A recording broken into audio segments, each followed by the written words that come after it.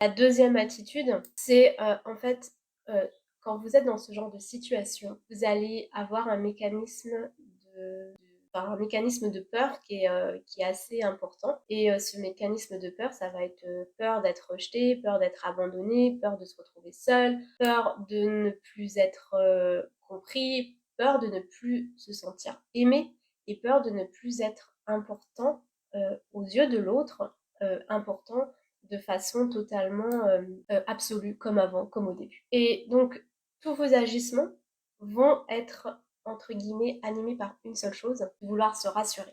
Quand je dis vouloir se rassurer, c'est dans le sens est-ce que il ou elle m'aime? Est-ce que en faisant telle action, du coup, je peux me dire que je me sens que en fait il y a encore un espoir. Ah bah du coup elle va faire ça ou il va faire ça et du coup il n'y a plus d'espoir. Et en fait vous allez avoir vos journées qui vont du coup défiler.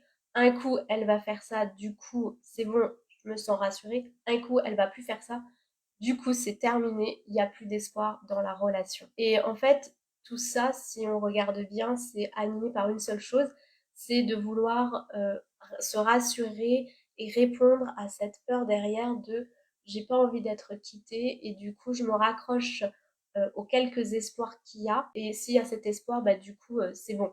Et puis le lendemain ou même la minute d'après, ah ben je vais du coup analyser tous ces faits et gestes et puis je me rends compte bah en fait ah bah oui mais j'avais pas vu en fait du coup elle est pas rentrée à l'heure qu'elle avait l'habitude de rentrer ou il a pas fait telle action, du coup c'est bon, c'est mort en fait. Et en fait vous fluctuez et je vous dis même pas la charge mentale que vous devez avoir parce que au bout d'un moment c'est plus une relation, c'est vous vivez dans la peur, vous vivez dans un stress quotidien et vous êtes en fait piégé, prisonnier de tout ça. Et surtout ça reste voilà en boucle et vous pouvez passer des jours comme ça.